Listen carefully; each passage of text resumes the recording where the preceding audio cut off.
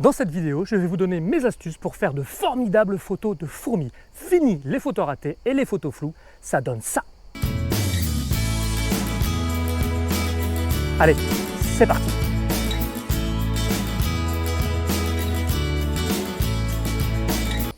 Bonjour à tous, je m'appelle Nicolas Faune, je suis photographe animalier et sur cette chaîne on parle de photographie animalière, de pistage, de trucs et astuces, de protection de la faune et de la flore, de défense de la biodiversité. Donc si ces thèmes vous plaisent, n'hésitez pas à rester sur la chaîne parce qu'on a encore plein d'animaux à aller observer.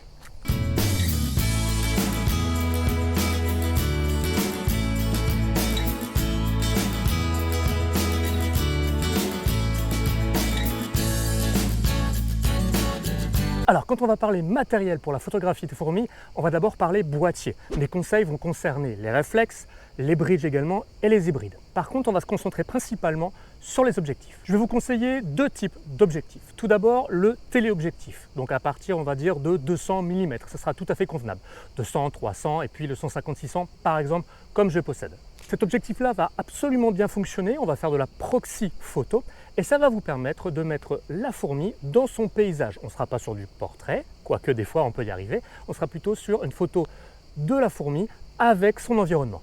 Par contre, si on part ensuite sur un objectif macro, ici mon 90 mm 2.8 Tamron, on sera plutôt donc là sur de la vraie photo macro et on sera plutôt dans l'intimité de la fourmi, on fera plutôt des portraits. L'autre matériel qui me paraît indispensable pour réussir vos photos de fourmis, ça va être le trépied. Alors peu importe le trépied que vous avez, du moment que ça vous stabilise. La stabilité sera vraiment hyper importante pour réussir vos photos. Ça vous permet d'avoir une bonne stabilité, d'éviter les flous de mouvement, les flous de bouger et ça vous permet d'avoir un meilleur rendement par rapport à vos sorties. Ce sera préférable de prendre un trépied qui a un maximum d'options. Alors quand je parle d'options, ça veut dire une tête modulable, peu importe la rotule que vous allez prendre, des jambes hyper flexibles qui peuvent aller dans tous les sens et également le plus bas possible du sol, puisque les fourmis, je pense que vous le savez, mais elles peuvent aller absolument partout, que ce soit très haut ou que ce soit très bas au niveau du sol. Il faut toujours se mettre, la plupart du temps, au niveau de son sujet. Si malheureusement vous n'avez pas de trépied et que vous souhaitez absolument faire des photos de fourmis, c'est pas grave, je vais vous conseiller d'utiliser des supports naturels, comme j'ai l'habitude de faire, donc les branches des arbres, les souches, les cailloux, n'importe quoi qui existe sur la surface, à proximité de votre sujet, ça vous permettra déjà de mieux vous stabiliser. Et enfin, en dernier recours, bien évidemment, qu'on peut faire des photos de fourmis, elles sont absolument rien, mais c'est vraiment en dernier recours parce que vous avez un gros taux d'échec quand même.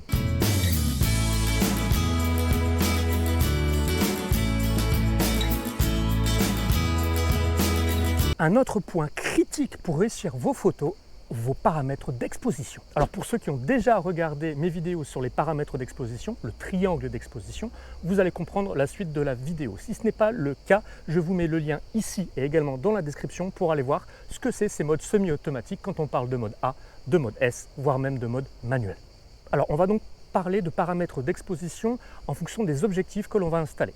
Si on parle du 150-600 ou des téléobjectifs de manière générale, vos paramètres seront moins importants que les paramètres sur l'objectif macro. Ça ne veut pas dire que c'est absolument pas à faire, mais ils auront moins de conséquences. Ce que je vous conseille de manière générale sera de faire la mise au point sur la tête de la fourmi et de laisser l'appareil et l'objectif faire son travail. À vous de voir la zone de netteté que vous souhaitez plus ou moins, c'est-à-dire est-ce que vous souhaitez qu'il y ait un peu plus de paysage ou uniquement une netteté sur la fourmi, en premier plan ou en arrière-plan. Pour vous donner un exemple, lorsque je photographie les fourmis avec mon 150-600, je suis à 500 mm, l'ouverture du diaph est à 6.3, ISO 400 et je suis à 1 millième de seconde. Je ne vous conseille pas de descendre en dessous de cette vitesse parce que les fourmis sont hyper hâtives et malheureusement les photos peuvent être très vite floues. Par contre, si on part sur l'objectif macro, là c'est autre chose. Il va falloir que la zone de netteté soit beaucoup plus grande. On parle de macro avec un rapport 1:1. Donc, la zone de netteté doit être beaucoup plus grande. Je vous conseille au minimum d'être à f11. La mise au point, comme d'habitude, sur la tête de la fourmi. N'hésitez pas à monter en ISO avec votre boîtier, ils sont faits pour ça. Et enfin, tout ça pour obtenir une vitesse rapide. Un exemple de paramétrage que je peux faire avec mon objectif macro, f13, ISO 1600 et je tire à 1/200 de seconde. Si ces deux premières astuces vous plaisent, n'hésitez pas à mettre un petit pouce bleu, ça m'encourage à continuer et ça fait toujours plaisir.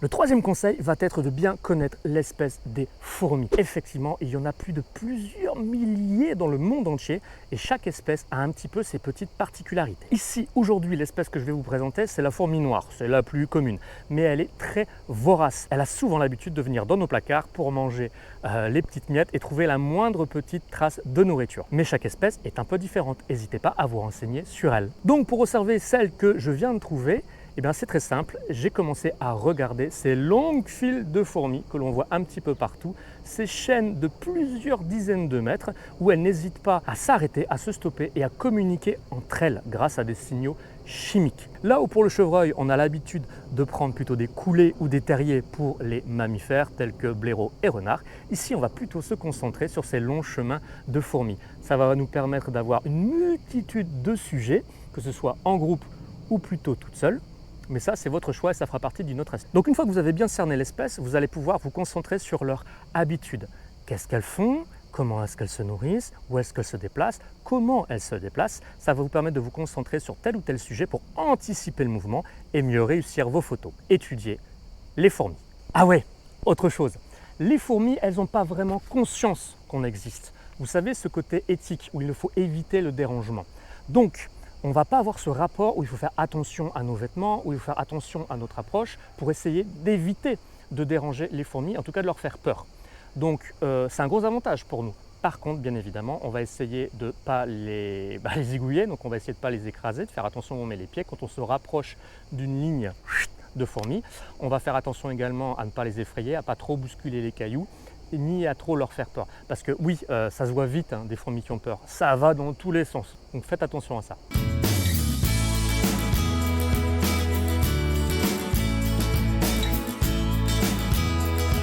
La prochaine astuce va radicalement changer vos résultats. Il s'agit de la prise de groupe ou d'individus isolés. Et oui, absolument. Lorsque vous décidez de prendre en photo un groupe de fourmis, ce que vous racontez comme histoire, c'est complètement différent. Imaginez qu'on prend un groupe de fourmis en train de manger un fruit. Et bien là, vous allez avoir un effet de masse. Vous allez vouloir mettre en avant le côté communauté, le côté puissance du rassemblement des fourmis. Alors que si vous préférez prendre un individu tout seul, on va vouloir plutôt l'isoler. Là, on va plutôt mettre en avant le côté portrait, le côté mignon, le côté combat de L minuscule contre la grandeur de la nature. Ça n'a rien à voir.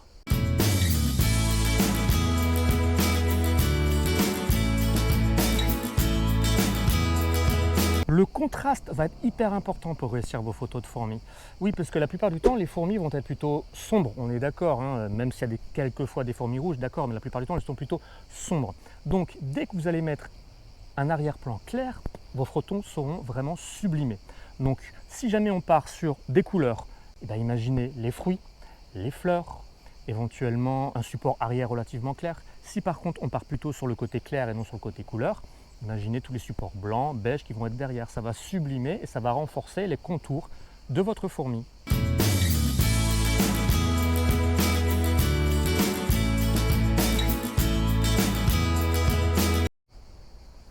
Hop là. Alors, un autre conseil, comme tout type de photo proxy ou macro, varier les angles est hyper important. Si vous prenez systématiquement les mêmes photos dans les mêmes angles, ça va manquer d'originalité et puis surtout vous ferez la photo de monsieur tout le monde. À mouiller le maillot, à vous accroupir, à vous allonger, à prendre de la hauteur. La macro-photographie et les photos de fourmis ou la proxy photo vous permet vraiment d'aller contre les règles du « je dois être au même niveau de mon sujet pour réussir la photo ». Là, ce n'est pas vraiment le cas. J'ai réussi des formidables photos de fourmis en me mettant en dessous, au-dessus, en montant sur une chaise, en montant dans un arbre, en me mettant accroupi, en étant en dessous d'une feuille. N'hésitez pas à bouger physiquement pour varier les angles. Vous verrez qu'en fonction de vos variations, les photos ne sont pas du tout les mêmes. Allez, bougez!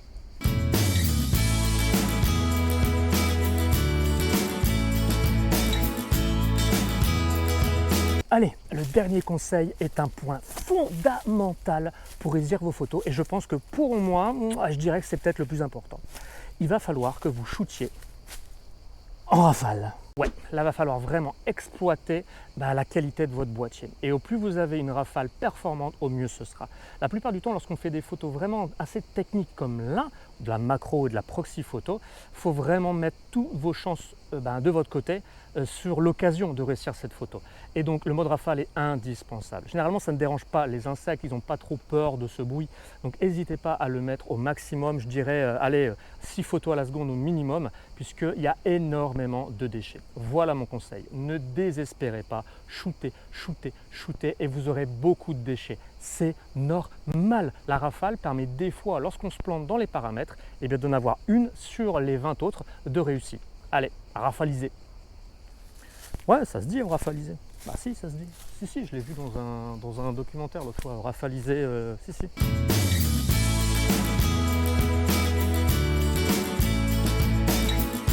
Et voilà l'ensemble des conseils que je vous ai. Il y a toujours des cyclistes qui sont là. Quand on fait une belle prise, allez, on recommence. Et voilà l'ensemble des conseils que je vous donne pour réussir vos photos de fourmis. J'ai mis plusieurs mois et années à les rassembler. J'espère que ça vous servira. D'ailleurs, dans les commentaires, n'hésitez pas à mettre combien de conseils vous avez appris, 1, 3, 5, 7, ou alors vous connaissez absolument tout et bravo à vous. Je suis sûr que vous avez aussi d'autres conseils à me donner et à donner à toute la communauté pour réussir encore plus à sublimer nos photos. Je sais que ce sont les meilleurs qui sont restés à la fin. Aussi, je partage avec vous les photos de fourmis que j'ai réussi en suivant ces conseils. Merci infiniment d'avoir regardé. Je vous dis à très bientôt. Les fourmis vous remercient, Nicolas Fon vous remercie. Je vous dis à très bientôt. Ciao!